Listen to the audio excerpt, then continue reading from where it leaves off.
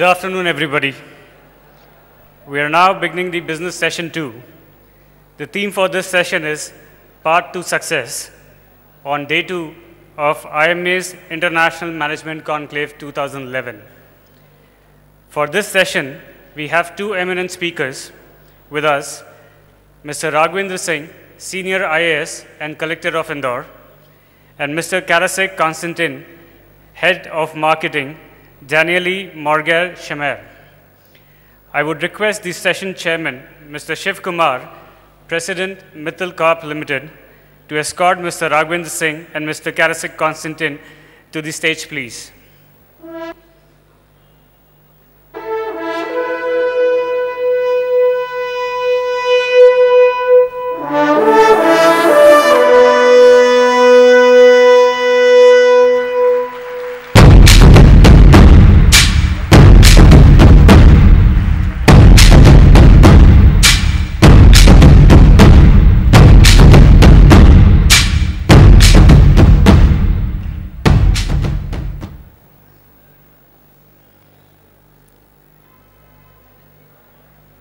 I would request Mr. Sanjeev Sachdeva, Mr. C. Sumant, and Mr. Lav Bhatnagar to come up and do the floral welcome of Mr. Raghvendra Singh, Mr. Karasek Konstantin, and Mr. Shiv Kumar.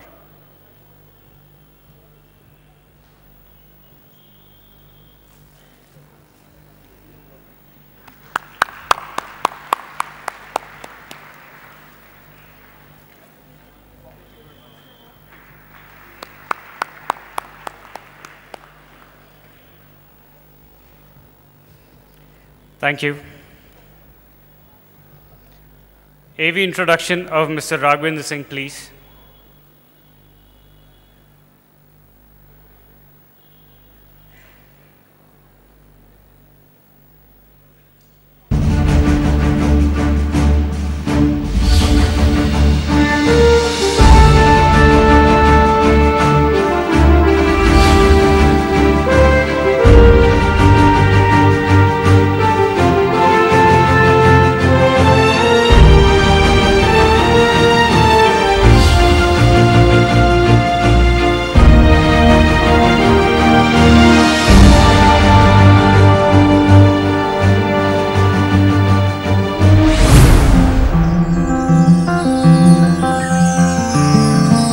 Mr. Raghvendra Singh, a voracious reader, a music lover, a sportsperson, and the collector of the city of Indore.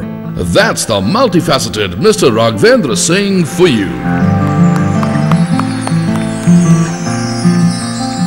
A man from the administrative field, he also boasts of rich experience from the corporate world.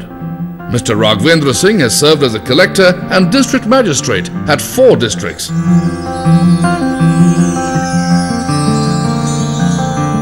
As a managing director at AKVN and as a chairman and managing director at MP West Zone Electricity Distribution Company, all with great aplomb. It's a pleasure presenting to you, ladies and gentlemen, Mr. Raghvendra Singh.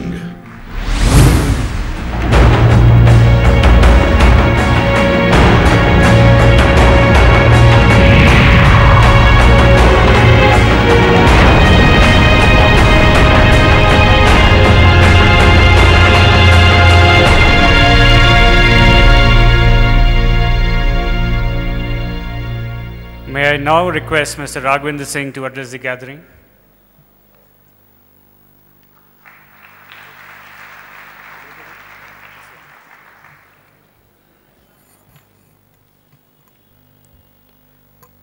Good afternoon, ladies and gentlemen. I am really very honored to see this presentation of mine. I am really thankful to IMA that they have made my work very easy, because yesterday we had the opportunity to see one of our greatest thinkers in present day times, Mr. Narayan Murthy, and you people have made my life very easier, and I am really thankful to you. So please give a big hand to IMA, the team IMA. While coming to this session, somebody told me that administration has not been able to use IMA in its proper fashion. So I'm really sorry before the audience. It has also been told to me that last year they have given Lifetime Achievement Award to Mr. Ratan Tata, and it was a coincidence that TCS has shown interest in Indore. This year they have given the Lifetime Achievement Award to Mr. Narayan Murthy, and Infosys has shown bigger interest. So let me say at this forum that next year, whenever you want to decide the Lifetime Achievement Award, some information should be taken from our side also. And I have already said to IMA people that next time we will also chip in with your efforts. And as somebody was telling me that there has to be support from the government, so not in this fashion, but in a different fashion, we will try to support you. Whether it will be Indore Development Authority or whether it will be Indore Municipal Corporation or by the state government. So we are wholeheartedly with you. You are doing a wonderful job, great job for Indore. So big hand for you. Since I have been given 10 minutes of time to present the case of Indore, the future city which is going to lead from hope to triumph. Indore has a great past and bright future. The first slide you are seeing is J.R.D. Tata himself flew the first Bombay, Indore, Bhopal, Gwalior, Delhi flight way back in 1937. We were the first one to start the civil aviation business in the entire country. Then you will be surprised to know that for the Indore-Khandwa railway line, Holkar gave loan, please remember this word loan, to the English government to get this line constructed. So this is no way lesser and a small achievement for Indore city. Now the bright future for Indore, I don't have to say anything. You just see the clippings of the newspapers today itself. And 3 years back, somebody made a remark, Mr. Ajay Makant, in the right picture in the bottom side. Indore has making of world-class city. It was remarked 3 years earlier. And now you see that somebody as great as Mr. Narayan Murthy said yesterday that Indore, a city of future. So I believe that a great future lies for all of you, and we are fully secured in Indore city. Now, just to show the locational advantages for Indore, as you know that Madhya Pradesh is the heart of India. It is a gateway between the northern and southern parts of India. It has got a very strategic location in Delhi-Mumbai Industrial Corridor, the famous corridor which has been supported by the JICA, Japan International Cooperation Agency. And Indore city, by the way, is the economic, the commercial and the industrial capital of Madhya Pradesh. Now, why advantage Indore? Why somebody should come to Indore? So I have given some brief details. Probably some of the slides are not so visible. But let me tell you that the planning area of Indore city is around 504 square kilometers. The population of Indore at this moment, if we just include the nearby villages which are almost like city, is around 2.5 million.